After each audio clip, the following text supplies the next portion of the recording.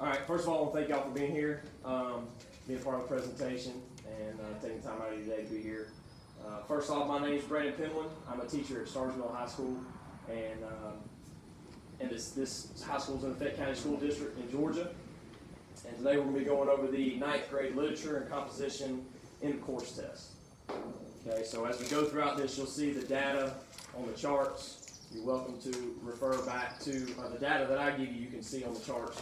There's tables, there's graphs, things like that to look at as well. All right, so kicking this off, we're going to go ahead and just talk about the demographics. So at Starsville High School, we have a total of 336 9th grade students that took the 9th grade literature and composition in a course test. And of the 336, 172 are females and 164 males. And it goes into deeper breaking of the test down and the students there in that graph. Next, we're going to continue on to the demographics, and we're going to go with the ethnic groups. Okay, so in the ethnic groups, the first one we have 18 Asian Pacific Islanders, 29 Black non-Hispanics, 24 Hispanics. We have 1 American Indian, Alaskan Native, 254 are white non-Hispanic, and 10 are multiracial. All right, the next slide will be the top right-hand corner of your sheet. This will be the first background information slide. So a little bit of background information on the end-of-course test. So obviously, end-of-course test, this is typically done at the end of a course, whether it's at the end of the semester or it's going to be at the end of the school year. So that's where they get the end-of-course test.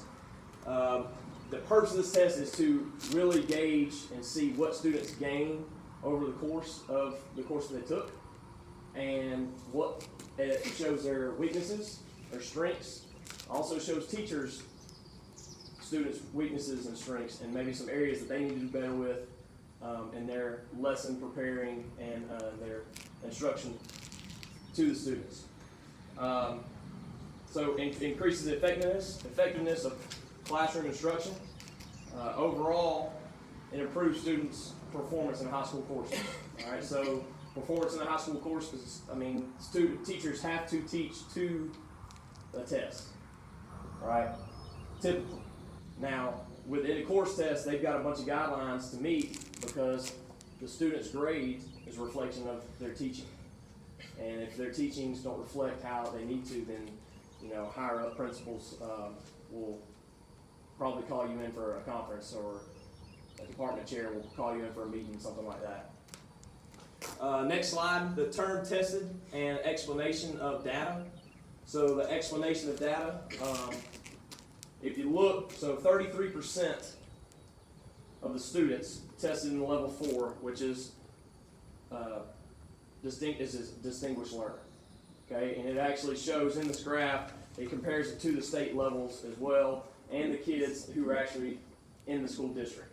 May not go to Stars Mill, but they may go to another school in the county. 56% were level 3 proficient learners, 9% were level 2 or developing learners, and 2% were beginning learners. Now, it's a very small percentage there at the end, but the goal for Fayette County schools is to get that 2% to 0 and have those students at level 2 to level 3. The fifth bullet is 89% of 9th graders are proficient levels 3 and 4. That's 299 of 336 students. So of the 336, 299 are at the levels that we want them to be at, 3 and 4. 61% of students in the state are proficient learners. So of the 299 that we have, those make up part of that 61%. And we'll go over some data here shortly where you'll see that we actually make up almost a quarter of the our school district's percentage in that those levels. All right, so the second term tested in explanation, 97% of the students tested at or above their grade level, 3% tested below their grade level. And within the EOCT, literature and composition test that breaks down into two categories. So the first category is reading and vocabulary, and the second one is writing and language. Reading and vocabulary, 66% were tested in accelerated learning proficiencies, 21% were at the monitor learning level, and 13% were at the intermediate learning level. Writing and language, 62% were at the accelerated level, 26% were at the monitor level, and 12% were at the intermediate level. So go ahead and just turn the page. We'll be at the top left-hand corner. So issues and trends and implications. So each teacher is different. Okay? So therefore instruction is going to be different. And not every student is going to get the type of instruction that another student would in another classroom. Next, students' overall learning level is different. Therefore, some students might not comprehend as well. Okay? The number of school days. Now, there's our school district. We're on a specific school day, 180-day calendar, and some other schools may be on 160. So some students in other school districts may not have the same amount of days in a classroom setting that some in a different school district would have. The fourth bullet, school districts might not have the funds that others have.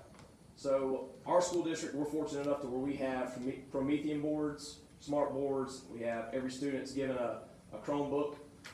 Those are just some of the things that we're able to have at our school. We're very fortunate in that matter. But other schools may not have that. And teachers use those forms of technology to help instruct, get their point across, and present their lessons to students. The last bullet there, teachers teach to a schedule. So we talked about that. So teachers can sometimes get so caught up in, I've got to get this done on this date, I've got to get to here on this date, and they go through the curriculum so fast that they leave some students behind. Some students may be struggling, and therefore those students may get very worried about not being able to get caught back up. So areas of celebration. All right, so 89% of students are proficient learners, which is the level 3 and 4. Like I said earlier, this is where we want our students to be, levels 3 and 4. So which means 299 of 336 students are at the level that's recommended for our school district. 81% of 9th grade students in Fayette County are levels 3 and 4 learners. And of the 5 high schools that are in Fayette County, Starrs Mill High School has 21% of the level 3 and 4 learners, which makes up almost a quarter of those level of learners in our county, which is saying a lot. That's pretty good. Moving on to the next one, this will be the bottom left-hand corner, is areas of weakness. So reading and vocabulary section, 21% are in the monitor learning level. We would like for those students who are close to being over the hump to get into that next level. All right? Writing and language section, 26% are in the monitor learning level. So our school system needs to do a really good job to lower those percentages in those areas and increase the percentages in the accelerated learning level. So what are the next steps that our school system needs to take, or our school system, or our school as an individual school? Continue to revamp curriculum to increase students' ability to be successful in the classroom as well as outside the classroom. Bring awareness to weaknesses in department meetings. Sit down with other teachers that you teach with at school and let the issues be known so that we can make corrections. Lastly, increase teachers' professional development opportunities. So give teachers opportunities to go and attend private seminars or go to conferences that will increase their ability to present information or material to students better than they would if they didn't have those professional developments. So as of right now, that's all I have. Are there any questions? No? Okay. Thank y'all for attending and giving me your attention. Y'all can have a good day. Good job.